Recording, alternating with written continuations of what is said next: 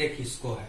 सबसे पहले हम लोग अनुपात और समानुपात से जुड़ा हुआ टोटल बेसिक बातें कर लेंगे। जितनी भी छोटी छोटी बातें वो सब हम लोग यहीं पर डिस्कस कर लेंगे, ताकि आगे जब चैप्टर में चले तो हम लोग कोई प्रॉब्लम नहीं हो जाए। 15 से 20 क्लास में मैं आपको अनुपात समानुपात टोटल पढ़ा दूंगा, तो पहले आराम से पढ़े समझे, उसके बाद आगे बढ़े। और अगर नहीं समझ में आए तो वीडियो को बार बार बैक करके आप देख लीजिए। तो सबसे पहले जो टॉपिक आएगा वो अनुपात है कि भाई अनुपात कहते किसको है। तो अनुपात जो होता है वह 2 या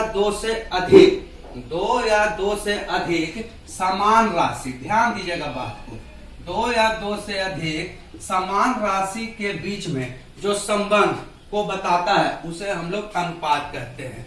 समझिएगा भाई साहब, 2 या 2 से अधिक समान राशि के बीच में जो संबंध को बताता है उसे अनुपात कहते हैं। जैसे देख लीजिए आप A अनुपात B, A अनुपात B, ये जो 2 बिंदी है इसको हम लोग अनुपात बोलते हैं। 2 बिंदी को हम लोग अनुपात बोलते हैं। और अनुपात के जो आगे जो भाग है उसे हम लोग अग्रपद बोलते हैं, और अनुपात के बाद वाले को हम लोग पक्षपद बोलते हैं, पक्षपद बोलते हैं। और अनुपात जब भी संबंध बताता है वो 2 समान राशि के बीच में बताता है। अनुपात का कोई यूनिट नहीं होता। जैसे अगर यहाँ 2 लीटर है तो यहाँ भी 3 लीटर होगा, और लीटर लीटर दोनों का यूनिट आपस में क्या हो गया, समान। अगर यहाँ 3 केजी है तो यहाँ भी 5 केजी होगा, तो आपस में दोनों का केजी संबंध बता रहा, तो ये समान यूनिट है इसीलिए संबंध बता। लेकिन यदि यहाँ 2 केजी है और यहाँ 500 ग्राम है तो ये आपस में संबंध नहीं बताएगा, क्योंकि ये केजी में है और एक किस चीज में, ग्राम में। हाँ, अगर केजी को आप ग्राम में कन्वर्ट कर देते हैं तो दोनों के बीच का संबंध बता सकता है ना। अब क्वेश्चन में बहुत सारे बच्चे लोग पूछते हैं कि सर लड़का और लड़की का अनुपात कैसे दे देता है, तो वहां पे लोग गलती करते हैं। लड़का और लड़की का अनुपात नहीं रहता, वो लड़का और लड़की का संख्या का अनुपात रहता है। एक बात क्लियर हो गई कि अनुपात जब भी बताएगा संबंध वो किसके बीच में बताएगा, समान राशि के बीच में, समान राशि के बीच में। अनुपात के आगे वाले भाग को हम लोग अग्रपद बोलते हैं और पीछे वाले भाग को हम लोग पक्षपद बोलते हैं। चलिए अब आपके सामने सेकंड टॉपिक आ गया, मिश्रित समानुपात। भाई साहब यहाँ से भी क्वेश्चन 2017 एसएससी सीजीएल में आया हुआ है कि मिश्रित समानुपात बताइए। तो सबसे पहले जानेंगे कि मिश्रित समानुपात कहते हैं किसको है। तो आप डिफिनेशन लिख सकते हैं, 2 या 2 से अधिक, 2 या 2 से अधिक राशि के अग्रपद, 2 या 2 से अधिक राशि के अग्रपद और पक्षपद, अग्रपद और पक्षपद के गुणनफल का जो अनुपात होगा उसे हम लोग मिश्रित समानुपात कहते हैं। 2 या 2 से अधिक अनुपात के अग्रपद और पक्षपद के गुणनफल का जो अनुपात होगा उसे हम लोग मिश्रित समानुपात कहते हैं। जैसे एग्जाम्पल के लिए आप ये समझ सकते हैं, 2:3, 4:5, 7:8 का हमको कोई बोला कि आप मिश्रित अनुपात बताइए, तो आप जैसे समझ रहे हैं कि अनुपात के आगे वाला को कौन पद बोलते हैं, अग्रपद। तो अग्रपद का गुणनफल, तो इसका अग्रपद कितना है, 2, इसका 4, इसका 7, तो इसका गुणनफल करिए, 2 × 4 × 7, और एक पक्षपद का गुणनफल, इसको हम लोग बोलते हैं पक्षपद।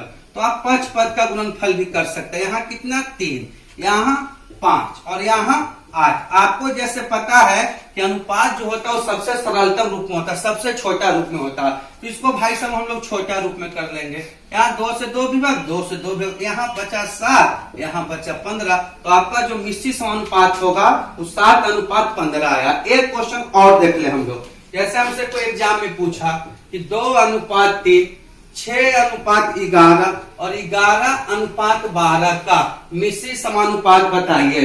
तो अभी आपको बताया कि अग्रपद का गुणनफल, तो अग्रपद इसका कितना, 2, यहाँ 6, यहाँ 11, और पक्षपद का गुणनफल यहाँ कितना, 3, यहाँ 11 और यहाँ 12 हो गया। और रेशियो सबसे छोटा रूप में होता भाई साहब, तो 11 से विभक्त हो गया, 6 से 12 2 बार में, 2 से 2, यहाँ आ गया 1:3। एक एग्जाम्पल और देख लें हम लोग, इसका क्वेश्चन ऐसे आ गया, 2:3, 6:5, 10:9 और बोला कि इसका मिश्रित समानुपात बताइए। आप लोग बस बात को समझिए। अग्रपद इसका कितना है 2, इसका 6, इसका 10, तो अग्रपद का गुणनफल और पक्षपद का गुणनफल। यहाँ पक्षपद कितना है 3, यहाँ 5, यहाँ 9। रेशियो सबसे छोटा रूप में 5 से यहाँ 2 बार में, 3 से यहाँ 2 बार में, 2 दूनी 4, 4 दूनी 8 और यहाँ कितना 9। ये आपका हो गया मिश्रित समानुपात।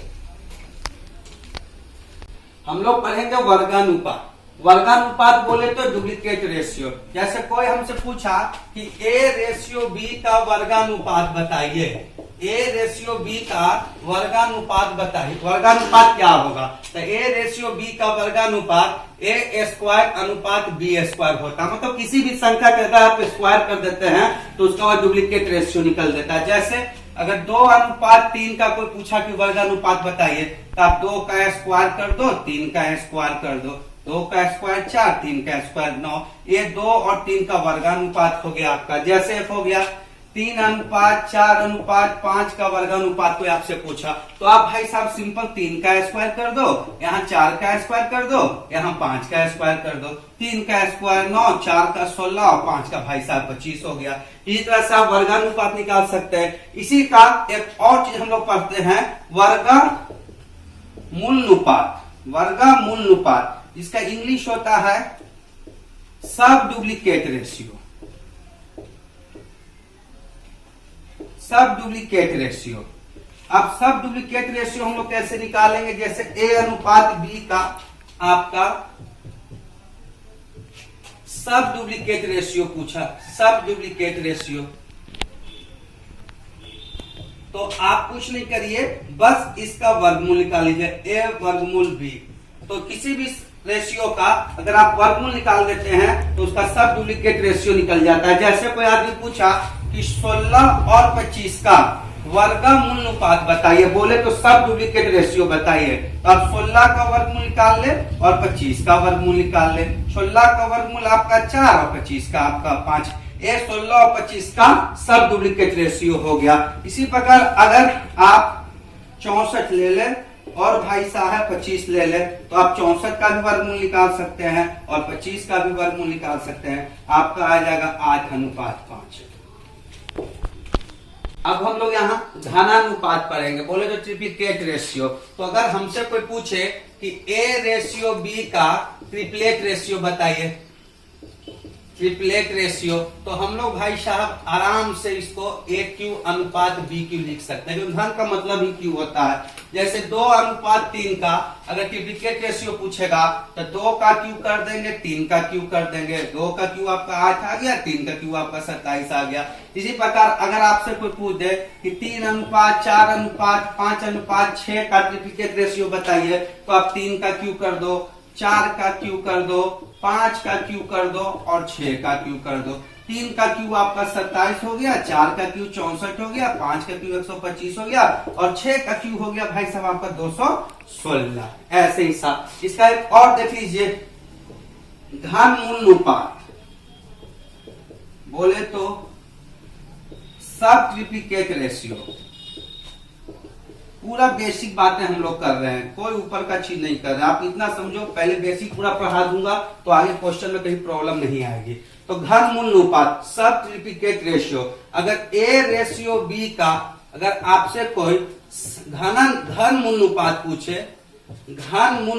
पूछे तो आप भाई साहब इसको ए का क्यू रूट और बी का क्यू रूट आप ऐसे लिख सकते हैं। कोई प्रॉब्लम आपको नहीं होनी चाहिए। जैसे कोई आपसे पूछा कि 27 और 64 का घनमूलनुपात बताइए, तो आप 27 का क्यू कर दो और यहाँ पर आप 64 का क्यू कर दो। आपका हो गया 27 का क्यू 3 और 64 का आपका 4। तो आप समझ में आ गया कि घनानुपात और घनमूलनुपात किसको बोलते हैं। तो अभी तक हमने अनुपात, मिश्रित समानुपात, वर्गानुपात, वर्गमूलनुपात, घनानुपात, घनमूलनुपात बताया। और अभी बहुत इंपॉर्टेंट चीज आपको बताने जा रहे हैं जिसका नाम है व्युत्क्रमानुपात। तो आइए हम लोग व्युत्क्रमानुपात देखते हैं। चलिए आइए हम लोग शुरू करते हैं व्युत्क्रमानुपात। इसको विलोमानुपात भी कह सकते हैं, बोले तो इनवर्स रेशियो। तो किसी भी का इनवर्स रेशियो निकालना, तो आइए देखिए कैसे निकलते हैं। यहाँ से भी क्वेश्चन आते हैं एग्जाम में या इस्तेमाल आएगा आपको। जैसे ए रेशियो बी का अगर कोई आपसे व्युत्क्रम अनुपात पूछे तो भाई साहब बस इसका उल्टा लिख देना है, नीचे कुछ नहीं है तो क्या रहता है ए, तो इसलिए इसका व्युत्क्रम अनुपात लिखेंगे तो 1/a अनुपात 1/b। ए रेशियो बी का व्युत्क्रम अनुपात आपका हो गया a 1/a अनुपात 1/b, इसे ही हम लोग व्युत्क्रम अनुपात बोलते हैं। आइए इस पे कुछ क्वेश्चन कर लेते हैं जो एग्जाम के लिए। जैसे कोई हमसे पूछा एक अनुपात, जैसे कोई हमसे क्वेश्चन पूछा कि 2:3 का व्युत्क्रम अनुपात बताइए, 2:3 का व्युत्क्रमानुपात बताइए, तो पहले 2 को व्युत्क्रम अनुपात लिखिए तो 1/2 हो गया, 3 को लिखिए तो 1/3 हो गया। अब यहां से इसको सॉल्व करने का भाई साहब 2 मेथड है, तो 2 मेथड है। पहले मेथड देख लीजिए, इसके हर में यहाँ पर 2 है और यहाँ पर 3 है, तो पहले हर का एलसीएम ले लीजिए, यानी 2 और 3 का एलसीएम ले लीजिए। तो 2 और 3 का एलसीएम भाई साहब होता है 6। आप 6 से दोनों में मल्टीप्लाई कीजिए, 1 × 6 1 × 3 आप 2 से विभाग करो 3 से विभाग करो 2, यहाँ आपका आ गया 3:2, मतलब 2:3 का व्युत्क्रम अनुपात 3:2 होगा। कितने लोग तो सोच रहे होंगे सर इसको बदल दीजिए डायरेक्ट आंसर, तो 2 में तो चलेगा भाई साहब, लेकिन 3 4 5 6 होगा तो वहां पे आपको प्रॉब्लम क्रिएट हो जाएगा, इसलिए ये चीज को ऐसे ही सॉल्व करिए। इसका सेकंड मेथड भी आप देख सकते हैं, आप यहाँ देखिए, इसी से समझे बात को।